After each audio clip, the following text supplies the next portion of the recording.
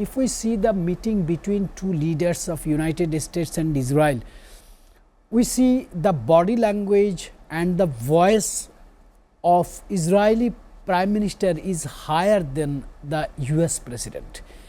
If we see his interviews, we see he has a huge control on Washington. Who is more powerful world leaders, you think? Well, definitely America would love to project its power over all the economies of the globe. But you see, when Benjamin Netanyahu, someone who is convicted by the International Criminal Court, he had visited the White House in Washington. And you see people like Zoran Mamdani from New York had commented saying this was not required or needed and this tarnished the name of America. He opposed it, and how someone who is a convict can visit the White House is a matter of question to people like Zoran Mamdani. But I was speaking out on what Mr. Hajjaj was saying.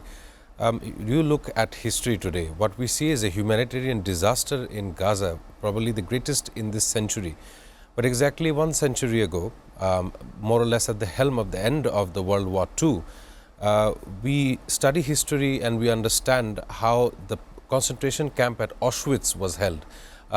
Millions of Jews were killed by gas chambers, by the Hitler's Reich. So something similar that has now taken place in Gaza. It's a very uncanny resemblance, but why I say this is that ever since the World War II has ended in 1948, they settled in now what they call Israel, but that was called back then the State of Palestine. And of course, Zionism has to be defeated, and it comes back from a civilizational route, which they would not look forward to coexist. More or less, they would want so that for the other to not exist. That's where their ideology stems from. And at this moment, we have 60,000 plus casualties, and there's no ending to this war. Even after multiple first world countries are coming out in condemnation and also in recognition of Palestine as well.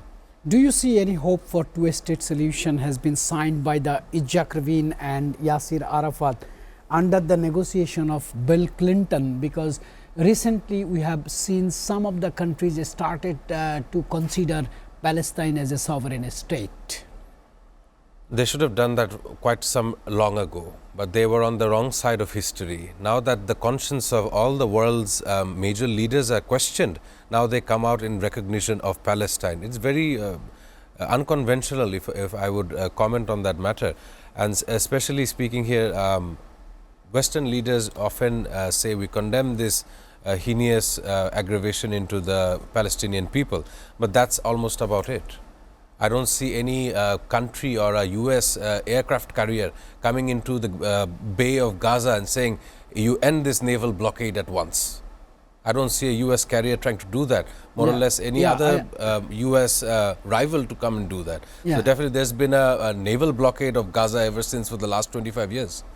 And what that has done is it had made sure that the Israeli Defense Forces can continue their operation of Gaza as well. And you have Greta Thunberg, a climate activist, who tried her level best to break this naval blockade.